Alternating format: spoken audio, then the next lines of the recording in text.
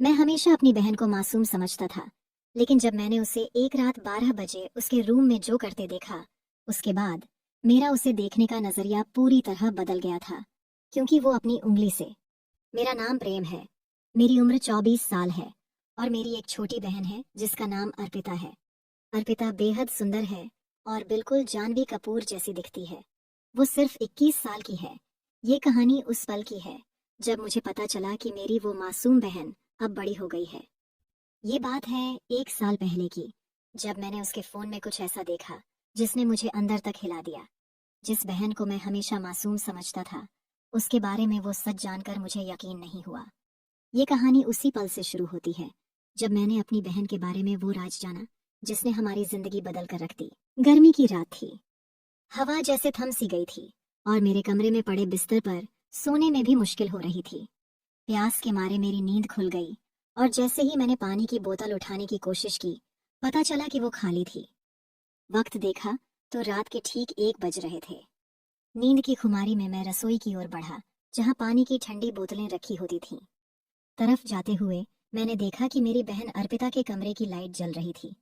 ये देखकर मैं थोड़ा हैरान हुआ, क्योंकि अर्पिता हमेशा सोते वक्त लाइट बंद करके सोती थी। हमारे घर में ये नियम था कि सभी को सोते समय लाइट बंद रखनी चाहिए, और अर्पिता इस नियम का सबसे ज्यादा पालन करती थी। मैंने सोचा कि शायद वो लाइट बंद करना भूल गई होगी। अपनी बोतल में पानी भरते हुए मैंने मन ही मन सोचा कि उसकी लाइट बंद करके उसे आराम से सुला दूं। जैसे ही मैं उसके कमरे का दरवाजा खोलने लगा, एक अजीब सी बेचैनी मेरे अंदर घर कर गई। क्या अर्पिता जाग रही होगी, या फिर वो सिर्फ नींद में लाइट छोड़कर सो गई होगी? दरवाजा खुलते ही जो मैंने देखा, उसने मुझे अंदर तक हिला दिया। अर्पिता अपने बिस्तर पर बैठी थी।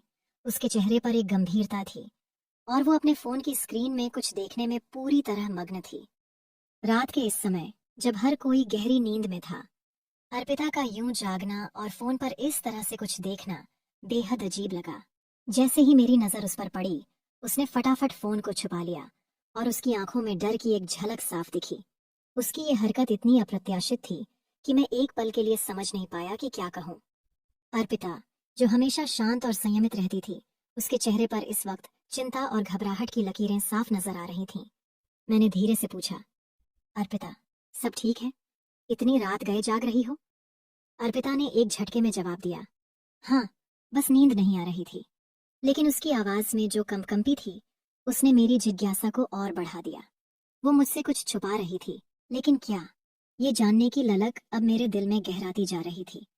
मैंने सोचा कि शायद ये कोई मामूली बात हो, लेकिन उसके चेहरे की हवाइयां कुछ और ही कह रही थीं। इस रात की शुरुआत ने मेरे मन में कई सवाल खड़े कर दिए थे। अर्पिता के इस रहस्यमयी व्यवहार का राज क्या था? क्या वो किसी परेशानी में थी, या फिर वो कुछ ऐसा कर रही थी जिसे वो मुझसे या परिवार से छुपाना चाहती थी? उस रात के बाद से अर्पिता का वो विचित्र व्यवहार मेरे मन से हट ही नहीं रहा था। हर बार जब मैं उसे देखता, उसकी वो घबराई हुई नजरें मुझे याद आ जाती। मेरे मन में एक सवाल उभर रहा था कि आखिर वो रात के अंधेरे में ऐसा क्या कर रही थी जो उसे मुझसे छुपाना पड़ा। कुछ दिनों बाद, जब एक मौका मिला और अर्पिता अपने कमरे में नहीं थी, मैंने उसका फोन उठाया। मेरा इरादा सिर्फ ये जानने का था कि आखिर वो किस चीज से परेशान है। कहीं उसे कोई परेशानी तो नहीं? कहीं कोई उसे तंग तो नहीं कर रहा? मेरा दिल इस बात को जानने के लिए बेचैन था। फोन का लॉक कोड मुझे पहले से ही पता था, इसलिए उसे खोलने में कोई दिक्कत नहीं हुई। जब मैंने उसकी फोन की गैलरी, मैसेज और एप्स देखे, तो कुछ खास हाथ नहीं लगा। सब कुछ सामान्य था। ऐसा कुछ भी नहीं मिला जो उसकी उस रात की हरकत को समझा सके। लेकिन फिर मैंने सोचा कि शायद उसकी इंटरनेट हिस्ट्री में कुछ हो। जब मैंने उसके क्रोम ब्राउजर की हिस्ट्री चेक की, तो जो कुछ मैंने देखा, उसने मुझे हिलाकर रख दिया। मेरी 17 साल की प्यारी बहन, जो हमेशा मासूम और शांत दिखती थी, उसकी ब्राउजर हिस्ट्री ने कुछ और ही कहानी बताई। वो चीजें जो उसने सर्च की थीं और जो वीडियो उसने देखी थीं, वो उसकी उम्र के लिए बिल्कुल भी उपयुक्त नहीं थीं। मैंने सोचा कि कहीं मैंने कुछ गलत देख तो नहीं लिया, लेकिन बार बार देखने पर भी वही परिणाम मिला। उसने कुछ ऐसे विषयों को सर्च किया था जिन्हें जानने की उसकी उम्र नहीं थी। मेरे दिल में एक अजीब सी घबराहट होने लगी। क्या मेरी बहन किसी गलत संगत में पड़ गई है, या फिर उसे किसी ने ऐसा करने के लिए मजबूर किया है? उसके ये ऑनलाइन गतिविधियां उसके मन में कौन से सवाल उठा रही हैं। उसकी ये हिस्ट्री देखकर मैं समझ नहीं पा रहा था कि इस बारे में क्या सोचूं और क्या करूं। मैंने फोन को वापस उसकी जगह रख दिया, लेकिन मेरा मन शांत नहीं था। मैंने फैसला किया कि अब मुझे इस बारे में गहराई से सोचना होगा। ये सवाल कि आखिर मेरी बहन ने क्यों और कैसे ये सब सर्च किया मेरे दिमाग में घूमता रहा। अब ये रहस्य और गहराता जा रहा था। जब मैंने अर्पिता की ब्राउज़र हिस्ट्री देखी थी, तब से ही मेरे मन में एक अजीब सी बेचैनी थी। मेरी मासूम बहन को ऐसी चीजों में क्यों और कैसे रुचि हुई? ये सवाल मुझे सोने नहीं दे रहा था। मुझे पता था कि इस रहस्य का कोई गहरा कारण है, जिसे समझना जरूरी है। मैंने अर्पिता के व्यवहार पर ध्यान देना शुरू किया और उसकी बातों में एक बदलाव देखा। वो अक्सर अपनी एक खास सहेली के बारे में बात करती थी, जिसे मैं पहले कभी नहीं जानती थी। उसका नाम सुनकर ही मेरे दिल में एक अजीब सी आशंका होने लगी। मैंने सोचा कि हो न हो, अर्पिता की इस नई आदत के पीछे उसी का हाथ है। एक दिन मैंने अर्पिता से उसकी उस सहेली के बारे में सीधे बात करने का फैसला किया। मैंने उससे हल्के फुल्के अंदाज में पूछा, तुम्हारी वो नई सहेली कौन है? तुम्हारे साथ हमेशा उसका जिक्र सुनती हूँ।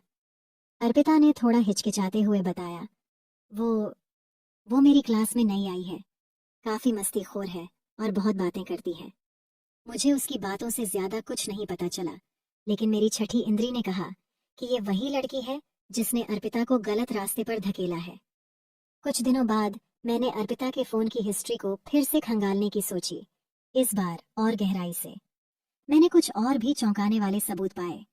अर्पिता की सहेली ने उसे कुछ ऐसे वीडियो दिखाए थे जो उसकी उम्र और समझ से परे थे।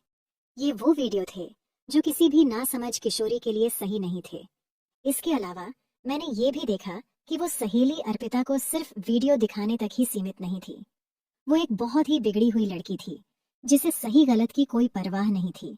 वो लड़कों को फंसाने और उनके साथ गलत काम करने में भी माहिर थी।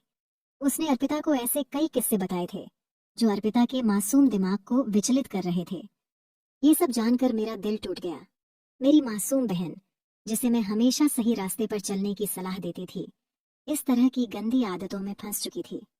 और इसका कारण थी वो सहेली, जो उसे अपने जैसा बनाना चाहती थी।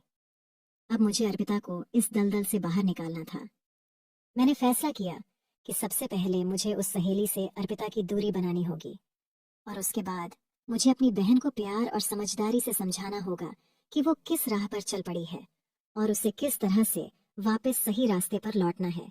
इस तरह मैंने अपनी बहन को उस गलत संगत से बचाया और उसे जीवन के सही रास्ते पर लाने की कोशिश की। ये सफर आसान नहीं था, लेकिन मेरा प्यार और समझ ही उसकी ढाल बने। अंत में अर्पिता ने उस सहेली से दूरी बना ली और अपनी गलतियों से सीखा।